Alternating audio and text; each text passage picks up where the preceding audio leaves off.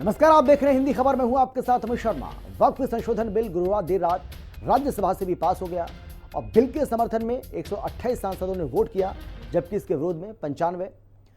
इससे पहले बुधवार देर रात को वक्फ संशोधन बिल लोकसभा में पास हुआ था। हालांकि बिल को लेकर सियासत लगातार अभी भी जारी है। एक रिपोर्ट आपको हम दिखाते हैं, देखिए। 3 अप्रैल 2025 की रात संसद में भले ही काफी लंबी थी, लेकिन रात के सन्नाटे में संसद से निकली आवाज ने उम्मीद का नया अध्याय लिख दिया। वक्फ संशोधन बिल सदन में करीब 12 घंटे की चर्चा के बाद दोनों ही सदन से पास हो गया। बिल पास, उम्मीद का आगाज। लोकसभा में बिल पर नंबर के पक्ष 288 वोट, विपक्ष 232 वोट। राज्यसभा में बिल पर नंबर के पक्ष 128 वोट, विपक्ष 35 वोट। दोनों सदनों में ये बिल पास हो गया है। अब ये बिल राष्ट्रपति के पास कानून के लिए भेजा जाएगा। देश की दोनों सदनों ने इतना बड़ा बिल पास कर दिया। 12 घंटे तक इस बिल पर चर्चा की गई, लेकिन वो जो संसद में आरोप लगाते थे कि उनका सदन में माइक बंद कर दिया जाता था, उन्होंने इस बिल पर एक शब्द नहीं बोला। वक्फ बिल पर राहुल मौन। राहुल गांधी लोकसभा में नेता प्रतिपक्ष हैं, लेकिन पूरी बहस के दौरान वो मौन रहे। वक्फ संशोधन बिल पर राहुल गांधी एक शब्द नहीं बोले और न बोलने के पीछे वजह बता गए।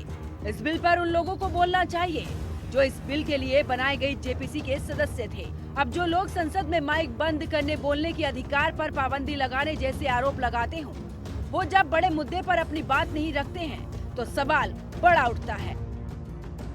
नियम बनाने का, कानून बनाने का काम संसद करता है और जो नियम और कानून बन जाता है उस पर माननीय न्यायालय निर्णय नहीं दिया करता। जब नियम का उल्लंघन होगा तब किसी प्रकार के न्यायालय के आदेश की बात होगी।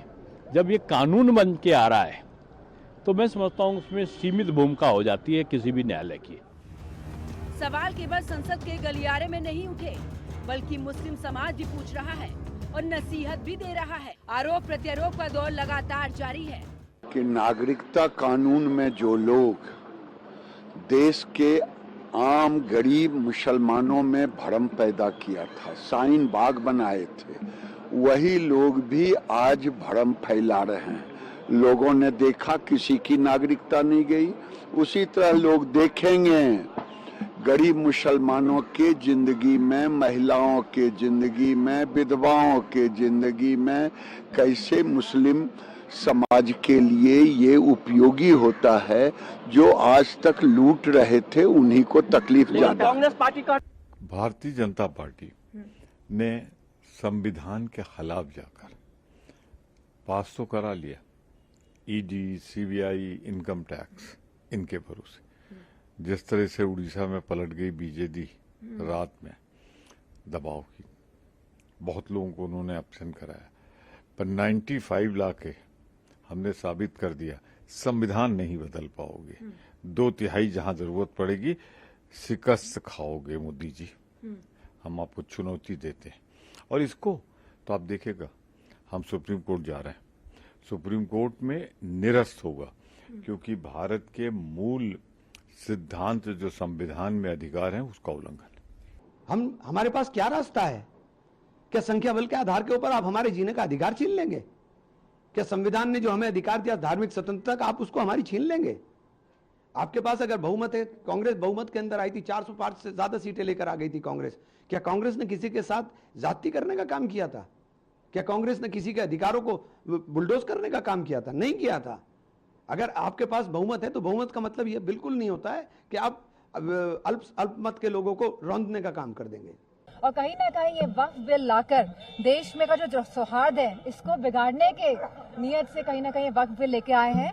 और कहीं ना कहीं जो वक्फ बिल आया, ये खाली जो प्रॉपर्टीज है वक्फ के अंदर उस पे नजर रखते हुए बिल आया है कि उस प्रॉपर्टीज का ये अपने उद्योगपतियों को, अपने दोस्तों को कैसे दे।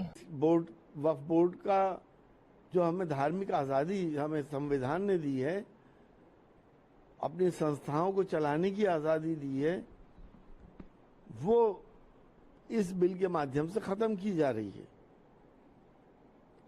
यहाँ पे कोई भी दूसरे धर्म के ट्रस्ट के अंदर या बोर्ड के अंदर किसी दूसरे धर्म का इन्वॉल्वमेंट नहीं है। कि राष्ट्र के लिए ऐसी इस प्रकार की बिल जो होते हैं वो व्यापार और धंधे से कम नहीं होते। जिस प्रकार की सरकार यहाँ है, नाम तो लिया है मुसलमानों की संपत्ति की रक्षा करने का, जमीनों की रक्षा करने का, इसलिए वक्फ बोर्ड में अमेंडमेंट लाया, लेकिन बेसिकली उनका लक्ष्य है 2 लाख करोड़ की जो संपत्ति है, ज़्यादा जमीन है, उनके ऊपर उनका ध्यान ज़्यादा है। पूरे देश पे तो आज लूटमार चल रही है, लूटपाट चल रही है, अब और लूटेंगे। सियासत के लिए संसद से पारित वक्फ संशोधन विधेयक को अब कोर्ट में घसीटने जाने की तैयारी है। केंद्र की नरेंद्र मोदी सरकार के फैसले के खिलाफ हर बार की तरह विपक्ष ये पैंतरा चलाने वाला है। अगले दिन 3 अप्रैल को राज्यसभा में केंद्रीय मंत्री किरण रिजिजू ने बिल को पेश किया, जो आधी रात को सदन से पास हुआ। इधर कांग्रेस ने कह दिया कि वो सुप्रीम कोर्ट में इस बिल को चुनौती देगी। ब्यूरो रिपोर्ट, हिंदी खबर। अब सवाल यह है कि क्या तुष्टीकरण काम पर है मुसलमान का नाम लेकर। 2024 की बात करें तो 2024 में एनडीए को 8% मुस्लिम वोट मिले और इंडिया गठबंधन को 65%। जिन सीटों पर मुस्लिम जनसंख्या 20% से ज्यादा है, ऐसी 88 सीटों में से इंडिया गठबंधन ने 40 सीटों पर जीत दर्ज की और मुस्लिम बहुल सीटों पर विपक्ष को समर्थन मिला। तो क्या है इसका पूरा, अगर वोटों का गणित की हम बात करें तो वो आपको बता रहे हैं। वक्फ पर विपक्ष फेल है और बीजेडी ने किस तरीके से खेल किया वो भी आपको बताते हैं, क्योंकि कहा जा रहा है कि बीजेडी ने आखिरी वक्त पर ये फैसला लिया कि वो बिल के समर्थन में वोट करेंगे। वक्फ बिल को लेकर बीजेडी ने अपना रुख बदला और बिल को अल्पसंख्यकों के हितों के खिलाफ उसने हालांकि पहले बताया था, लेकिन वोटिंग के दौरान स्वतंत्र निर्णय लेने की अनुमति मिली। बीजेडी ने साफ कर दिया है कि पार्टी व्हिप जारी नहीं करेगी। राज्यसभा में सांसद अपनी मर्जी से मतदान कर सकते हैं और कुछ ऐसा ही हुआ। जब बीजेडी के सांसद बाहर आए, जब उनसे पूछा गया कि भाई वोट कहाँ किया, तो उन्होंने कहा कि हमने अपनी अंतरात्मा पर ये वोट किया है और ये पता चला कि उन्होंने सरकार के समर्थन में यानी कि वक्फ बिल के समर्थन में अपना वोट दिया है। हालांकि इसको लेकर कांग्रेस पार्टी बिफर गई और कांग्रेस पार्टी ने कहा कि बीजेपी और बीजेडी मिले हुए हैं, इसीलिए ओडिशा में अगर कोई विकल्प है बीजेपी का तो वो अब बीजेडी नहीं बल्कि कांग्रेस है।